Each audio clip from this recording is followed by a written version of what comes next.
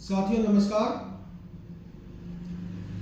आपके सामने मैं कई तरह की वीडियो बना चुका हूं, जैसे सामाजिक भी, आर्थिक भी, स्वास्थ्य की दृष्टि से भी और एजुकेशनल भी।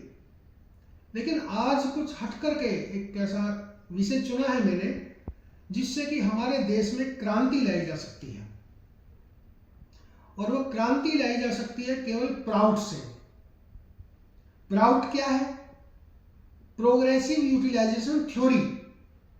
हिंदी में इसका मतलब है प्रगतिशील उपयोग तत्व, प्रउतय, जिसके रचयिता हैं श्री PR सरकार, वेस्ट बंगाल से। ये फिलोसफर हैं, दार्शनिक हैं। इन्होंने इसकी रचना की है। मैंने इसका अध्ययन किया है। तो प्राउड जो कहता है कि 5 चीजें हर मनुष्य को, जिसने जन्म लिया है इस धरती पर, वो सरकार को देनी ही पड़ेगी और देनी चाहिए भी। वो 5 चीज क्या है? सबसे पहली है भोजन। भोजन की, हर आदमी के भोजन की व्यवस्था सरकार के जिम्मे है। भोजन मिलना ही चाहिए हर किसी को। दूसरा वस्त्र, कपड़े। दूसरा भोजन, वस्त्र, चिकित्सा, शिक्षा और आवास। ये 5 ऐसे अधिकार हैं, हर किसी को मिलने ही चाहिए, ये जरूरी है। 1947 में जब हमारा देश आजाद हुआ था, उस समय हमारे संविधान में शिक्षा फ्री की बात लिखी गई थी। उसको 2009 में लागू किया गया, RTE के तहत, राइट टू एजुकेशन के तहत। लेकिन क्या इससे पूरा हो गया वो सपना हमारा? क्या सभी बच्चों को एजुकेशन फ्री मिलने लगी? 8वीं तक की शिक्षा फ्री दी जाती है, लेकिन जो बड़ी हायर एजुकेशन है, प्राउड के according higher education must be free. एक बच्चा जो योग्य है, 100% उसके लायक है उस पोस्ट के लिए, वो जा नहीं पाता क्योंकि उसके पास पैसा ही नहीं है।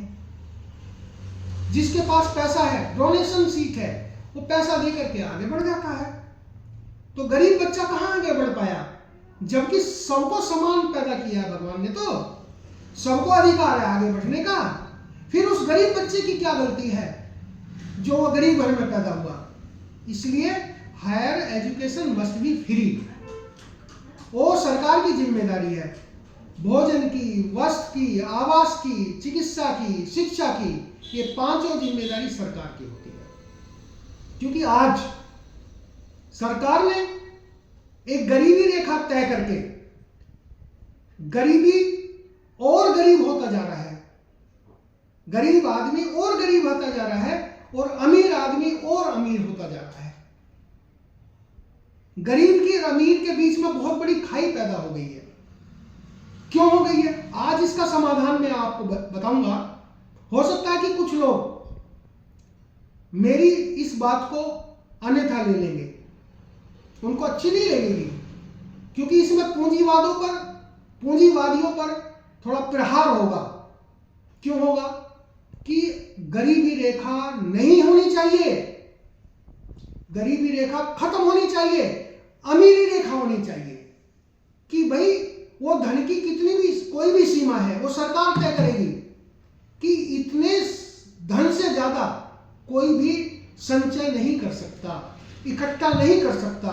धन इकट्ठे करने का अधिकार हर मनुष्य को नहीं होना चाहिए, उसकी एक सीमा होनी चाहिए कि इससे ज्यादा पैसा किसी के भी पास ना हो।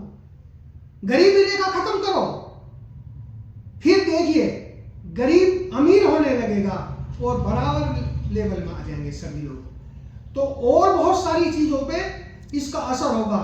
इन चीजों की अगली वीडियो में चर्चा करूंगा। लेकिन इसके साथ साथ मैं एक बात और करूंगा कि हमारा संविधान 18 साल की उम्र होने के बाद एक हमें अधिकार देता है कि सरकार चुने, और सरकार चुनी भी जाती है उसकी एक वोट से, उसके एक मताधिकार से सरकार चुनी जाती है। क्या वही सरकार, वही संविधान उसी बच्चे को यह अधिकार देता है कि जब तू 18 साल का हो जाएगा तुझे रोजगार की पक्की गारंटी दी जाएगी? नहीं दी जाती। वो मारा मारा फिरता है, बेरोजगार रहता है। क्यों रहेगा बेरोजगार? ये सरकार की जिम्मेदारी है कि जिसको अधिकार दिया सरकार चुनने का, उसको रोजगार की गारंटी भी सरकार को देनी चाहिए। मैं आप सभी से ये कहना चाहूंगा आज इस वीडियो के माध्यम से कि प्राउड के माध्यम से इन सभी समस्याओं का हल होता है। फिर दोबारा से इसके बारे में बता देता हूं। प्राउड जो है प्रोग्रेसिव यूटिलाइजेशन थ्योरी है, एक विचार है। इसको पढ़िए और ये विचार जो है हमको इस देश को ही नहीं पूरी दुनिया को एक समानता का अधिकार देता है। यही कहता है कि एक चौका एक चूल्हा एक हो मानव समाज। एक चौका एक चूल्हा एक हो मानव समाज। मानव मानव भाई भाई। दुनिया के नैतिकवादियों एक हो एक हो एक हो। धन्यवाद, नमस्कार।